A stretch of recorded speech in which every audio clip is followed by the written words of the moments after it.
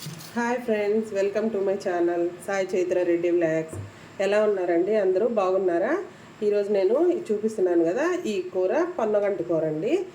ఆకుకూరల్లో దీనికి ఉన్నన్ని health benefits ఇంకే ఆకుకూరకు ఉండవని చెప్పుకోవచ్చు. కాబట్టి ఇలాంటి ఆకుకూరని ఈరోజు నేను ఈ కందిపప్పు కాంబినేషన్లో చేస్తూ ఉంటారు, కానీ పెసరపప్పు కాంబినేషన్లో ఫ్రై ఎలా చేస్తానో మీకు చూపిస్తాను. ఈ ఫ్రై చేసే ముందు నా ఛానల్ని కానీ మీరు సబ్స్క్రైబ్ చేసుకోకుండా ఉంటే ప్లీజ్ సబ్స్క్రైబ్ చేసుకోండి ఫ్రెండ్. ఇదంతా ఈ వీడియోని పూర్తిగా కంటిన్యూగా స్కిప్ చేయకుండా చూడండి. ఈ పొన్నగంటి కూరని చాలా ఈజీగా ఫ్రై ఎలా చేసుకోవాలో మీకు చూపిస్తాను. టేస్టీగా కూడా ఉంటుంది. ఇలాంటి పొన్నగంటి కూరని చేసుకోవడానికి నేను చూడండి, నేను 2 కట్టలు పొన్నగంటి కూర తీసుకొని ఇలా చిన్న చిన్న ఆకులుగా ఇట్లా కట్ చేసుకొని పక్కన పెట్టుకున్నాను. శుభ్రంగా వాష్ చేసుకున్నాను దీన్ని 2-3 సార్లు. తర్వాత వీటిని చిన్న చిన్న ముక్కలుగా కట్ చేసుకున్నాను. చూసారా, ఈ పొన్నగంటి కూరని ఇలా చిన్న చిన్న ముక్కలుగా కట్ చేసి పెట్టుకున్నాను. తర్వాత ఇప్పుడు గ్యాస్ వెలిగించుకొని ఒక ప్యాన్ పెట్టుకొని అందులో ఈ పొన్నగంటి కూర కూడా వేసి బాగా వేపుకుందాం.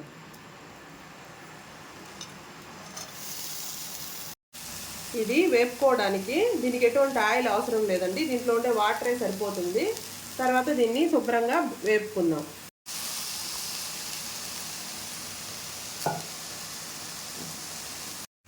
ఈ పొన్నగంటి కూర వేపుకునే లోపు ఇందులో పెసరపప్పు కాంబినేషన్తో నేను ఫ్రై చేస్తున్నానండి.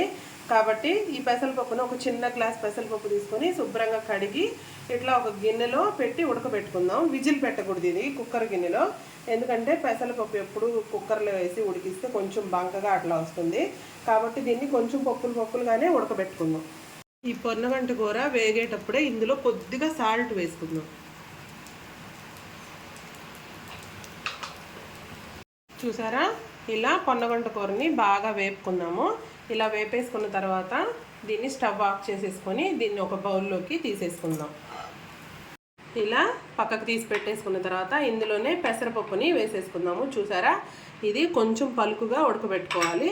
ఉడకబెట్టి ఒక చిల్లుల గిన్నెలో వేసి దాంట్లోని నీళ్ళన్నీ బాగా వంపేసుకోవాలి. ఇలా వంపేసుకున్న తర్వాత ఈ పొన్నగంటి కూరలో ఈ పెసరపప్పుని కలిపేసుకుందాం.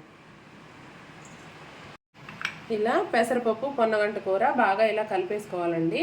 దీంట్లోకి వేసే పౌడర్ని నేను ఆల్రెడీ ప్రిపేర్ చేసి పక్కన పెట్టాను.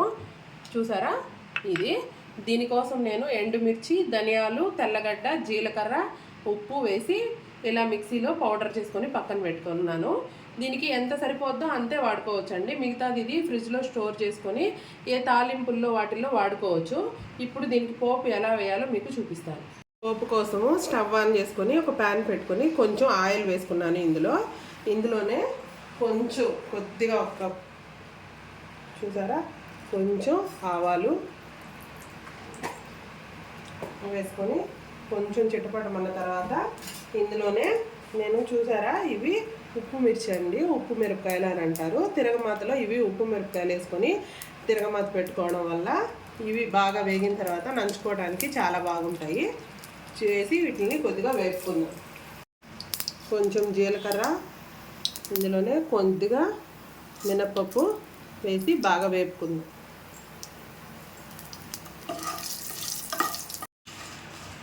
ఇలా వేగిపోయిన తర్వాత ఇందులో మనం ఆల్రెడీ పౌడర్ వేసుకుంటున్నాం కదండి, అది ఆ పొన్నగంట కూరకి ఎంతైతే సరిపోతుందో చూసుకొని అంతా ఇందులోనే వేసుకొని కొద్దిగా అట్లా వేపుకుందాం. ఇలా కొంచెం అలా వేపుకున్న తర్వాత ఈ పొన్నగంటి కూర పెసరపప్పును కూడా కలిపింది ఇందులో వేసేస్తున్నాం.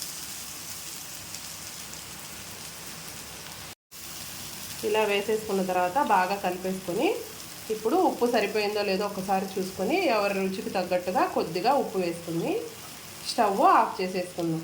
చూసారా, పొన్నగంటి కూర పెసరపప్పుతో ఈ ఫ్రై చాలా బాగుంటుందండి. వేడివేడి అన్నంలోకి నెయ్యి వేసుకొని ఈ పప్పు తింటే, ఈ పప్పు పొన్నగంటి కూర కలిపి తింటే చాలా బాగుంటుంది. మీరు కూడా ట్రై చేయండి. నచ్చితే లైక్ చేయండి, షేర్ చేయండి, నా ఛానల్ని సబ్స్క్రైబ్ చేసుకోండి. Thanks for watching. Hi friends, welcome to one more mini vlog. ఎలా ఉన్నారండి? బాగున్నారా? చూసారా, ఇది పొన్నగంటి కూర పెసరపప్పు ఫ్రై అండి. ఇలా చేసి చూడండి, తప్పకుండా చాలా బాగా నచ్చుతుంది. పొన్నగంటి కూరను పెసరపప్పు కాంబినేషన్లో ఇది ఎలా చేయాలో వీడియో లింకు కింద ఇచ్చాను.